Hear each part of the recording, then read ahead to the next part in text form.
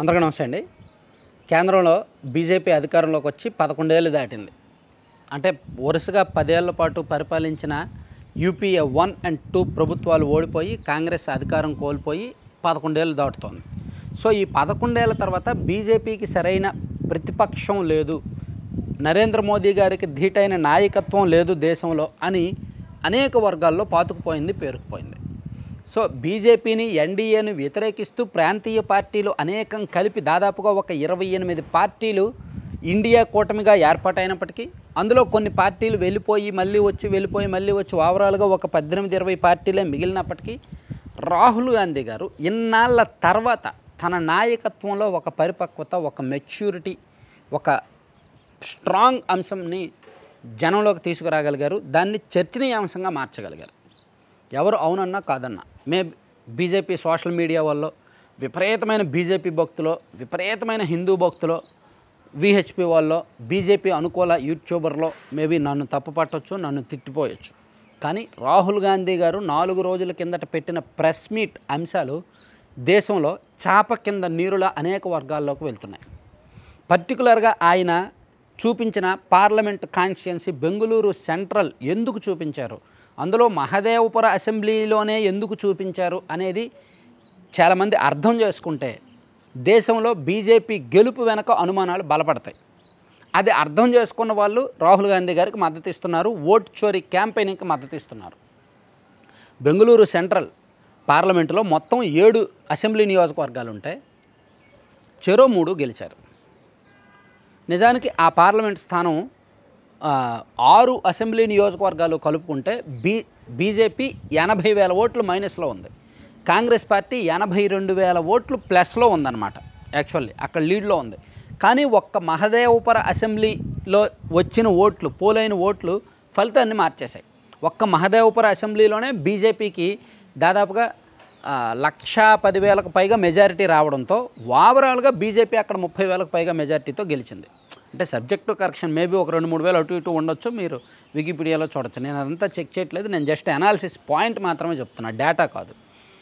Data మనకు తెలుసు, మీరు చూసుకోవచ్చు. సో ఇక్కడ అంటే నా పాయింట్ ఏంటంటే రాహుల్ గాంధీ గారు ఆ అసెంబ్లీని సెలెక్ట్ చేసుకోవడానికి రీజన్ అది. అరే 6 అసెంబ్లీలు కలిపితే 80,000 మెజారిటీలో ఉన్నాము, ఒక్క అసెంబ్లీని 1,00,000కు పైగా ఓట్లతో కోల్పోయాము, ఓవరాల్గా పార్లమెంట్ కోల్పోయాం కదా. ఇటువంటి దేశం మొత్తం మీద ఒక 25 లోక్సభ స్థానాలు ఉన్నాయి. సో అన్ని చోట్ల కూడా ఇలాగే జరిగింది కదా అనేది రాహుల్ గాంధీ గారి ఆరోపణ. సో మిగిలిన 25 కూడా రాహుల్ గాంధీ గారు నిరూపించగలరు. కానీ ఎప్పుడు ఈసీ అతనికి ఎలక్ట్రానిక్ డేటా ఇస్తే నిరూపించగలరు. కానీ ఈసీ ఎలక్ట్రానిక్ డేటా ఇవ్వట్లేదు కాంగ్రెస్ వాళ్ళకి. కర్ణాటకలో కాంగ్రెస్ అధికారంలో ఉంది కాబట్టి, వాళ్ళ చేతిలో కొంత వ్యవస్థీకృతమైన బలం ఉంది కాబట్టి వాళ్ళు ఓటర్ల జాబితా ఎలక్ట్రానిక్ డేటా లేకపోయినప్పటికీ మాన్యువల్గా ఓటర్ల జాబితా తీసుకొని దాన్ని ప్రింటౌట్ తీసుకున్నారు. ఆ ప్రింటౌట్ ఇంత దస్తా వచ్చింది. దాన్ని ఒక 300 మంది కాంగ్రెస్ పార్టీ నాయకులు, కార్యకర్తలు కలిపి 6 నెలల పాటు శోధించారు. శోధించి టిక్ పెట్టుకున్నారు. డూప్లికేట్ ఓట్లేవి, ఒకే చిరునామాతో ఉన్న ఓట్లేవి, సో 0 హౌస్ నెంబర్తో ఉన్న ఓట్లేవి, సేమ్ ఫోటో సేమ్ అడ్రస్తో ఉన్న ఓట్లేవి అనేది గమనించి టిక్ పెట్టుకుంటే దాదాపుగా 1,00,000కు పైగా ఓట్లు ఇటువంటివి తేలాయి. 4 విభాగాలుగా ఓటు చోరీ జరుగుతుంది అనేది గమనించి వాటన్నింటినీ నిర్ధారించి 1,00,000కు పైగా గమనించారు. ఇదిగో బీజేపీ ఇక్కడ గెలిచింది 1,00,000కు పైగా మెజార్టీతో. ఇదిగో ఆ 1,00,000 ఓట్లు కూడా ఓటు చోరీకి గురయ్యాయి, ఇవన్నీ దొంగ ఓట్లు, అందుకని బీజేపీ గెలుస్తోంది అని రాహుల్ గాంధీ గారు నిర్ధారించుకొని ప్రెస్ మీట్లో అఫీషియల్గా ఆధార సహితంగా డేటాతో సహా నిరూపించారు. ఇక్కడ ఈసీ ఏమంటుంది, లేదా బీజేపీ వాళ్ళు ఏమంటారు, లేదు రాహుల్ గాంధీ గారు ఒక్కటే ఎందుకు చెప్పాలి, నిజంగా దేశం మొత్తం ఇతర నియోజకవర్గాలు చెప్పాలి కదా అంటాడు. ఇతర నియోజకవర్గాల్లో చెప్పాలంటే వీళ్ళు డేటా ఇవ్వాలిగా, ఎలక్ట్రానిక్ డేటా ఇవ్వాలిగా. ఈసీ ఎందుకు ఎలక్ట్రానిక్ డేటా ఇవ్వట్లా, అదొక పాయింట్. సో వాళ్ళు ఓవరాల్గా మనం చెప్పుకునేది రాహుల్ గాంధీ గారు చెప్తున్న పాయింట్ లీగల్గా చూసినా, లాజికల్గా చూసినా చాలా valid point. First time BJP గెలుపు మీద అనుమానాలు బలపడుతున్నాయి. 2024 లోక్సభ ఎన్నికల్లో బీజేపీకి ఏమీ భారీ మెజార్టీలు రాలా. బీజేపీ ఏం చేసింది, చాలా ప్లాన్డ్గా వాళ్ళకి ఎక్కడెక్కడైతే టైట్ పొజిషన్ ఉందో, ఎక్కడెక్కడైతే లీడ్ కోస్త మైనస్లో ఉన్నాం అనుకున్నారో అటువంటి చోట్ల మేబీ ఇలా చేశారేమో. పోల్ మేనేజ్మెంట్లో భాగంగా, ఎన్నికల మేనేజ్మెంట్లో భాగంగా వాళ్ళ దగ్గర ఉన్న మంత్రదండాన్ని వాడారేమో. సో అలా ఒక 25 లోక్సభ స్థానాలు అడిషనల్గా గెలవడం వలన వీళ్ళకి రావాల్సిన అధికారం వాళ్ళకి వెళ్ళిపోయిందేమో. అదే కదా రాహుల్ గాంధీ చేస్తున్న ఆరోపణ. సో రాహుల్ గాంధీ ఈ ఆరోపణ చేసిన తర్వాత వాళ్ళు అఫీషియల్గా డిజిటల్గా ఈ క్యాంపెయినింగ్ స్టార్ట్ చేసిన తర్వాత, ఓట్ చోరీ క్యాంపెయినింగ్ స్టార్ట్ చేసిన తర్వాత రిజిస్ట్రేషన్లు పెరుగుతున్నాయి. మెయిన్లీ యూత్, చదువుకున్న వాళ్ళు కావచ్చు, కాస్త ఆలోచన పరులు కావచ్చు, మరీ అంధభక్తులు, బీజేపీ భక్తులు పక్కన పెడితే, మరీ ఒక పొలిటికల్ ఇంటెన్షన్తో ఉన్న వాళ్ళని పక్కన పెడితే, మిగిలిన చాలా వర్గాల్లో రాహుల్ గాంధీకి మద్దతు పెరుగుతుంది. ఫస్ట్ టైం ఇన్నాళ్ళ తర్వాత. ఇంతకుముందు కూడా రాహుల్ గాంధీ 2019కి ముందు రాఫెల్ కుంభకోణం మీద విపరీతంగా మాట్లాడాడు, కానీ జనం ఎవరు పట్టించుకోలే. అండ్ 2024కు ముందు మోదీ గారి విదేశీ పర్యటనల మీద అండ్ మోదీ గారి అవినీతి మీద, కార్పొరేట్ అవినీతి మీద చాలా మాట్లాడాడు, కానీ జనం ఎవరు పట్టించుకోలే. కానీ ఫస్ట్ టైం రాహుల్ గాంధీ గారు ఓట్ చోరీ అంశం మీద మాట్లాడుతుండడాన్ని మాత్రం జనం పట్టించుకున్నారు, జనం సెర్చ్ చేస్తున్నారు, జనం ఆలోచిస్తున్నారు, చాలామంది ఇన్వాల్వ్ అవుతున్నారు అనమాట, ఆలోచిస్తున్నారు. సో బీజేపీ మీద అనుమానాలు బలపడుతున్నాయి. ఈ అనుమానాలను నివృత్తి చేయాల్సింది బీజేపీ కంటే ఎక్కువ ఈసీ ఏమో తప్పించుకుంటుంది. ఈసీ ఒక రాజకీయ పార్టీలాగా ఖండనలు ఇస్తోంది, ప్రకటనలు ఇస్తోంది తప్ప జవాబుదారీతనాన్ని, ట్రాన్స్పరెన్సీని నిరూపించుకోవట్లేదు. సో అందుకు ఈ అనుమానాలు ఇంకాస్త బలపడుతున్నాయి.